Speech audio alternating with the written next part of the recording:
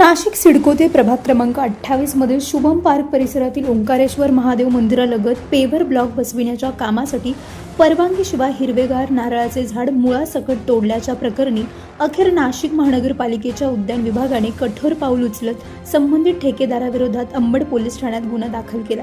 या कारवाईमुळे बेकायदेशीर वृक्षतोड करणाऱ्यांमध्ये खळबळ उडाली आहे। महापालिका आणि नगरसेवक निधीतून या ठिकाणी पेव्हर ब्लॉक बसविण्याचे काम प्रस्तावित आहे।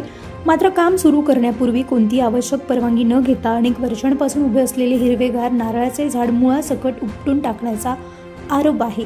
झाडाचे तुकडे करून त्याचे लाकूड घटनास्थळीच टाकून देण्यात आल्याचेही समोर आले आहे। स्थानिक नागरिकांनी हा प्रकार माध्यमांच्या निदर्शनास आणून दिल्यानंतर प्रकरण उघडकीस आले।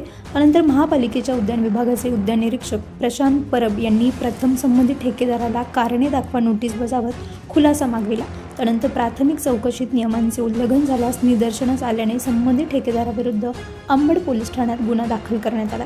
दरम्यान न्यायालयाच्या निर्देशांकडे दुर्लक्ष करून बेकायदेशीर वृक्षतोड करणाऱ्यांवर कठोर कारवाई व्हावी अशी मागणी स्थानिक नागरिक आणि वृक्षप्रेमींनी केली होती।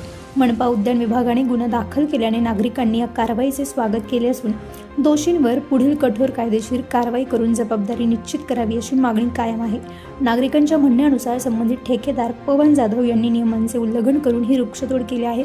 त्यामुळे पर्यावरण संरक्षणाशी संबंधित लागू असलेल्या कायद्यानुसार दोषींवर कठोर कारवाई करून भविष्यात अशा घटनांना आळा घालावा अशी अपेक्षा व्यक्त होती। या प्रकरणात अंबड पोलिसांचा पुढील तपास सुरू असून दोषींवर कायदेशीर कारवाईची प्रक्रिया सुरू झाल्याने सिडको परिसरात या घटनेची जोरदार चर्चा रंगली। प्रतिनिधी राजेंद्र सूर्यवंशी यांच्या रिपोर्टनुसार।